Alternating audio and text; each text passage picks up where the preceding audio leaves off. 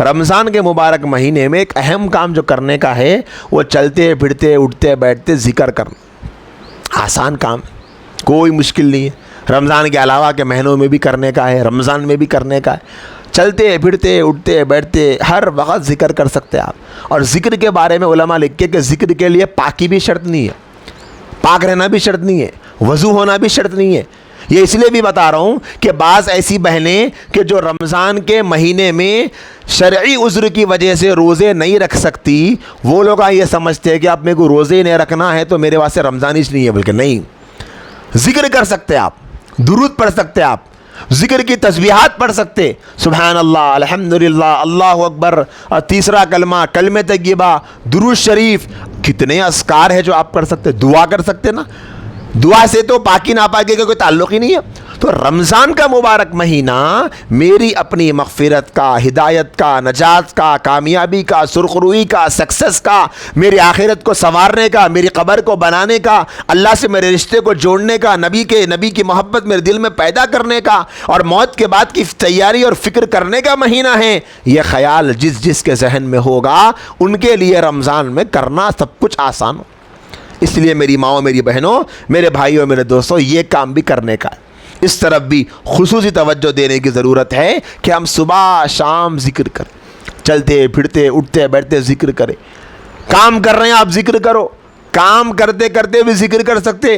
ماشاءاللہ کئی بہنیں ایسی ہیں جو ذکر کرتی ہے رمضان کے مبارک مہینے میں, کام کے دوران بھی ذکر کرتی ہے, لیکن بہت سی مرتبہ غفلت ہو جاتی, شیطان بہکا دیتا, نفس بہکا دیتا, باتوں میں کھو جاتے, ادھر ادھر کے خیالوں میں چلے جاتے. ایسا نہیں, بلکہ مستقل ایک معمول بنا لو, ایک ٹارگٹ بنا لو.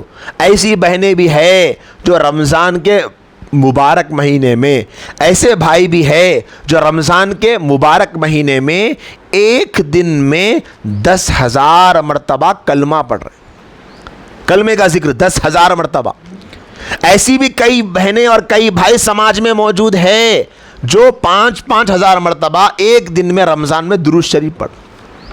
کیوں بھائی؟ انہوں ایک پلان کرے, ایک ٹارگٹ کرے, ٹارگٹ بنائے. اب ٹارگٹ پہ فوکس ہے, نہیں 5,000 بار کرنا ہے صاحب, میرے کو کرنا ہے 5,000 مرتبہ. اب بعض لوگاں کیا ہے 5,000 مرتبہ 10,000 مرتبہ ایسا بولتے گچ, وہ اتنے بستے مرتبہ پڑھ کے کیا جی, اس کچھ بھی دھیان ہی نہیں رہا تو کیا فائدہ. دھیان رہتا اتنی دیر پڑھے تو, توجہ رہتی, اس کے معنوں پہ غور کرتے. کیا ایسے لوگاں کون رہتے معلوم, جو ایک بار بھی نہیں پڑھتے. ویسے لوگاں کمنٹ نہ کرتے یہ, کیوں؟ جو 5,000 مرتبہ پڑھ رہے نا ان کو معلوم ہو جاتا میں کیوں تو کیا مل رہا پڑھنے سے.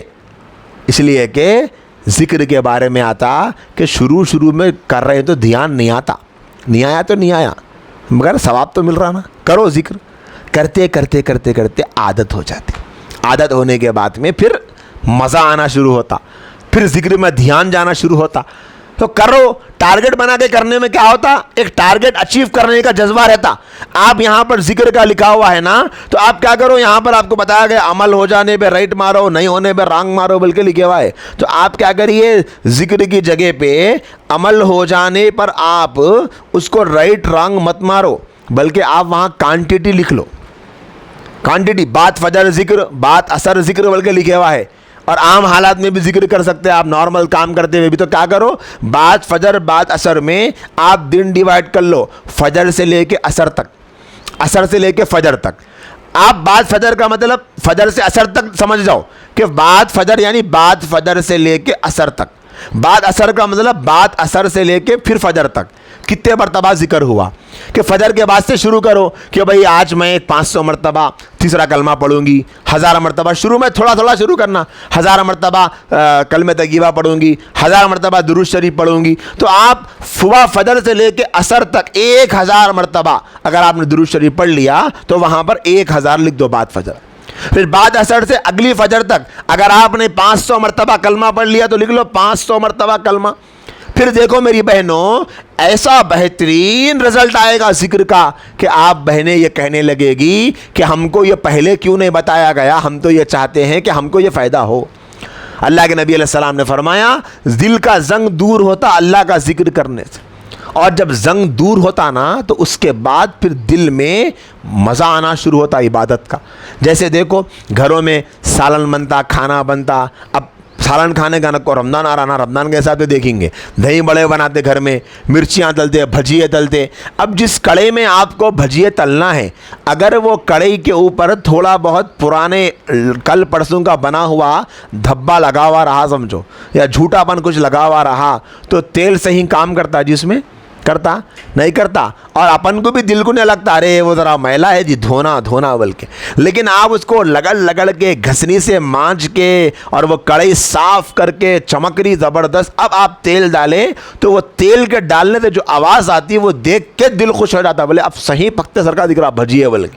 پھر اس کے اندر بھجیے ڈالے, مرچی ڈالے, بولے گلگلے تلے, زبردست بنے اور بہترین طریقے کا مزہ آیا. تو جیسے وہ کڑھائی صاف رہی تو اچھے بنتا پکوان, ویسے ہی میری بہنوں دل صاف رہا تو اعمال میں مزہ آتا, نماز میں مزہ آتا, قرآن پڑھنے میں مزہ آتا, ذکر کرنے میں مزہ آتا, درود پڑھنے میں مزہ آتا, سجدے میں گئے تو مزہ آتا.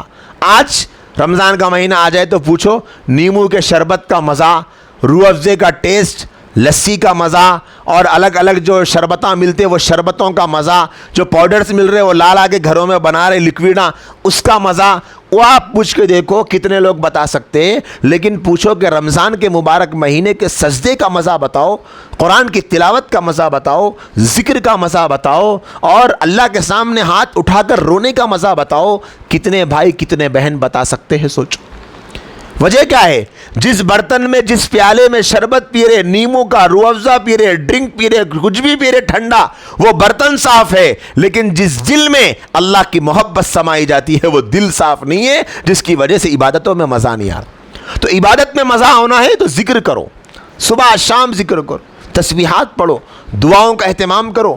کھانے سے پہلے کی دعا, کھانے کے بعد کی دعا, بیت الخلاء جانے کی دعا, بیت الخلاء سے نکلنے کی دعا, نیند میں سونے کی دعا, سو کر اٹھنے کی دعا, اور کسی سے ملاقات کرے تو مسکرا کر بات کرنا, گھر سے نکلنے کی دعا, گھر میں آنے کی دعا. اسی طریقے سے پانی پینا ہے بیٹھ کے پینا, دیکھ کے پینا, اس کے آداب, کھانے سے پہلے ہر چیز کی دعا ہمارے پاس موجود ہے. اس حساب سے صبح شام اگر نبی کی سنتوں پر وقت گزرے گا تو انشاءاللہ پھر دل میں نور پیدا ہوگا. اس نور کے پیدا ہونے کی برکت سے اعمال میں لذت آئے گی. اچھا اعمال میں لذت آئے گی تو پھر اعمال کرنے کا شوق پیدا ہوگا, اور اعمال کرنے کا شوق پیدا ہوا تو پھر ہم کثرت سے نیک عمل کر سکیں. آج آپ دیکھو لوگوں کو بازاروں میں جاگنا گھنٹوں تک کیوں آسان ہو رہا؟ کیونکہ ان کو اچھا دکھ رہا. اور مصلی پہ ٹھہرنا کیوں مشکل ہو رہا؟ کیونکہ ان کو اچھا نہیں دکھ رہا. تو اچھا کیوں دکھ رہا وہاں؟ کیونکہ وہاں دل لگ رہا. اور یہاں اچھا کیوں نہیں دکھ رہا؟ یہاں دل نہیں لگ رہا. اور وہاں کیوں دل لگ رہا؟ کیونکہ وہ چیزیں دل لگنے کی ہے. اور یہاں دل کیوں نہیں لگ رہا؟ کیونکہ دل اس وقت خراب ہے, اس لیے نہیں لگ رہا. تو دل کو پہلے ذکر کے پانی سے دھو, صاف کرو, اس کے بعد دیکھو کیسا دل لگے گا. تہجد میں نماز پڑھیں گے تو مزہ آئے گا.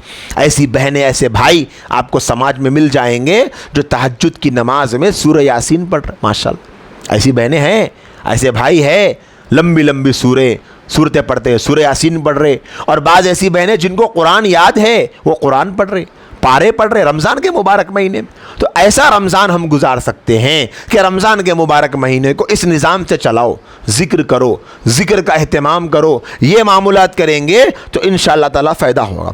اسی طرح دیکھو اسی ذکر میں آپ کو استغفار بھی آئے گا, آپ استغفار بھی کر سکتے. استغفر اللہ استغفر اللہ استغفر اللہ, یہ ایک چھوٹا سا استغفار ہے. اسی طرح حدیث پاک میں آتا اللہ کے نبی علیہ السلام فرمائیں 4 چیزوں کی کثرت کرو کہ کلمہ طیبہ کا ورد کرو, استغفار کرو, جنت کی طلب کرو, جہنم سے پناہ چاہو. تو حدیث کے ان احکام کو علماء نے ایک دعا کی شکل میں بنا دیا.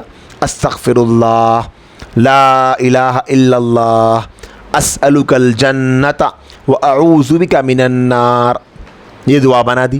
4 الفاظ اس میں آ گئے, لا الہ الا اللہ, استغفر اللہ, اسألک الجنت وَأَعُوذُ بِكَ مِنَ النَّارِ. تو اس میں استغفار بھی آ گیا. استغفار کی کثرت کرنا, کیونکہ استغفار کرنا گویا اپنے گناہوں پہ نادم ہونا, شرمندہ ہونا. اور جب کوئی گناہوں پہ نادم اور شرمندہ ہوا تو سمجھ لو کہ اب وہ توبہ کرنے والا ہے. تو گناہ پہ ندامت کے بعد تو توبہ ہوں گی, اور ندامت کا مطلب احساس ہونا کہ میں غلط کرا, میں غلط کری. اگر آج مجھے احساس ہو گیا کہ میں نے رمضان سے اب تک کی ساری زندگی خراب گزاری تو میں توبہ کروں. اگر کسی بہن کو احساس ہو گیا کہ میں نے رمضان سے اب تک کی گزشتہ رمضان سے اب تک کی ساری زندگی میں نے گناہوں میں گزاری تو اسے احساس ہوگا, اور احساس کے بعد توبہ کا خیال آتا اور وہ توبہ قبول بھی ہوتی. تو میری ماؤں میری بہنوں, اس طریقے سے ہم سب کو رمضان کے مبارک مہینے میں استغفار کی کثرت بھی کرنے کی ضرورت ہے.